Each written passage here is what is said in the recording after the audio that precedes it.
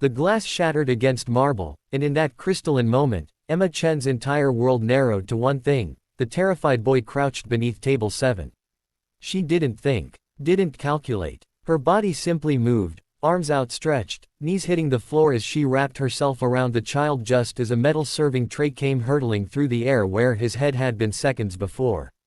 The impact caught her shoulder blade with a sickening thud that would leave bruises for weeks, but she barely felt it. All that mattered was the small body trembling against her chest, his hands clutching her uniform as he rocked and hummed that same 3-note melody he always did when the world became too much. "You're okay, Marcus," she whispered into his dark curls, her voice steady even as chaos erupted around them.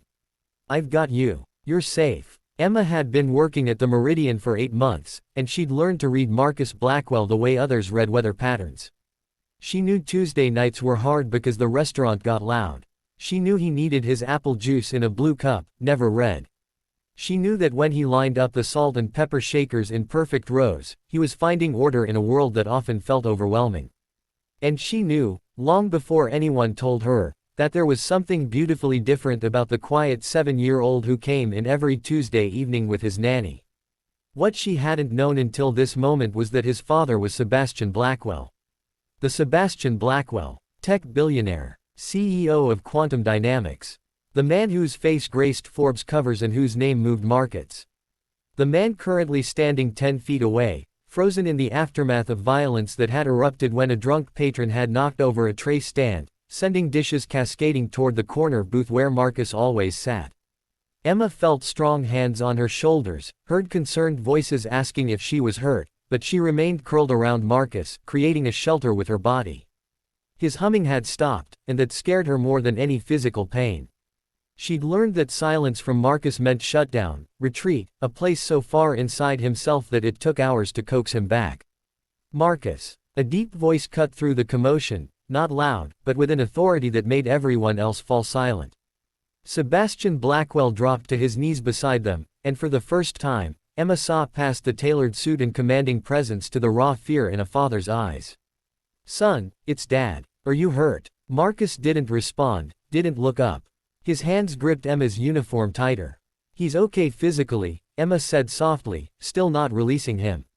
"But he's overwhelmed. The noise, the suddenness, it was too much input too fast."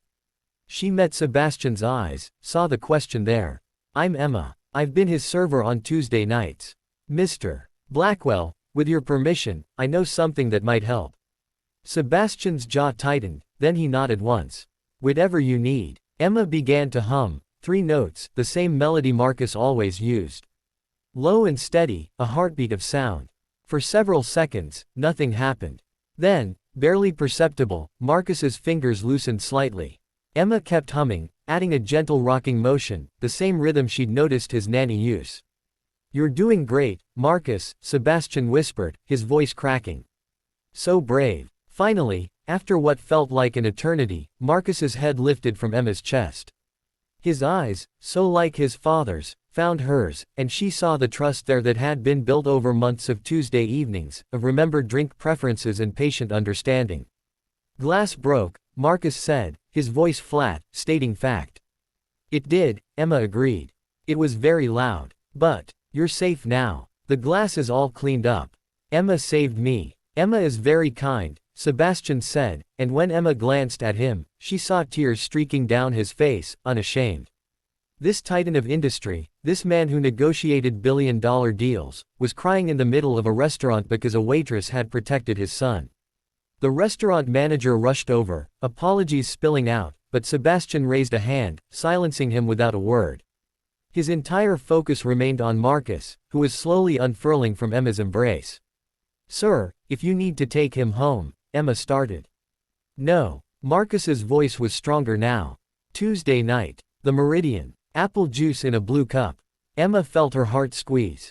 "You want to stay?" Marcus nodded, his hands already reaching for the salt and pepper shakers on the nearby table, needing to restore his sense of order. Sebastian looked at Emma with an expression she couldn't quite name.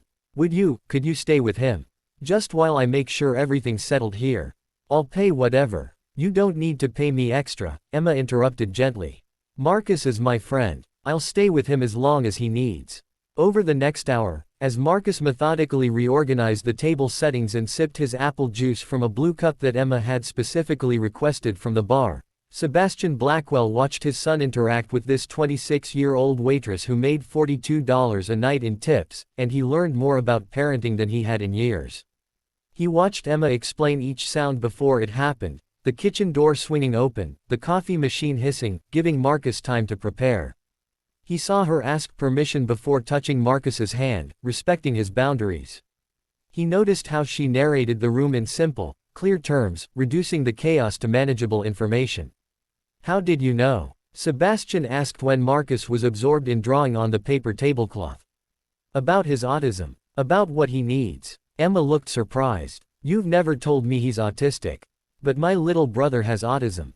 Different presentation than Marcus, but I recognize the signs. The way he processes the world." She paused. "You have an amazing kid, Mr.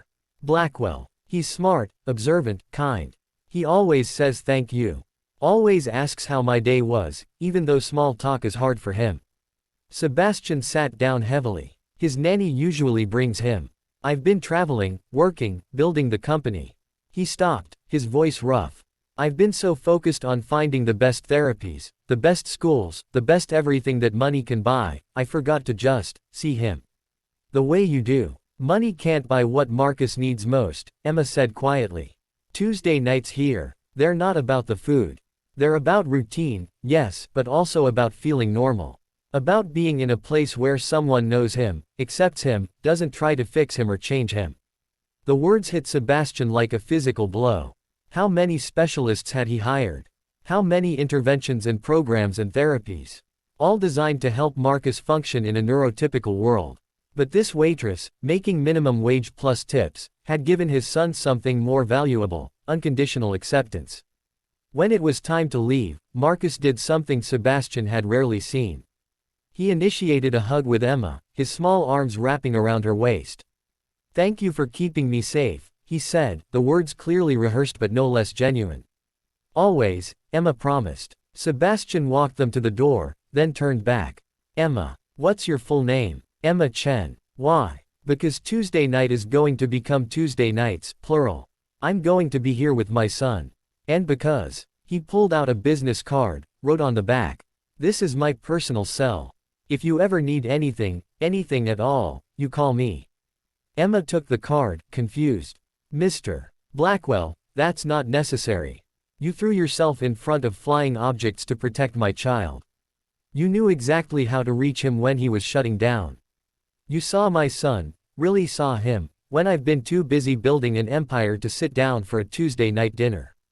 His voice broke. "It's absolutely necessary." 3 weeks later, Emma arrived for her shift to find an envelope waiting for her. Inside was a check that made her hands shake, enough to cover her brother's therapy costs for a year, and then some. But more than that, there was a note in careful, precise handwriting that she recognized from homework papers Marcus sometimes brought. "Dear Emma, Dad says you are our hero. I agree. Love, Marcus. P.S. Can you work Wednesday nights too?" And tucked beneath it, another note in Sebastian's bold script: "The Meridian is under new ownership as of this morning. Mine. You're now the general manager, if you'll accept. Salary commensurate with someone who understands that the best things in life, like protecting a child, like seeing people for who they are, can't be bought.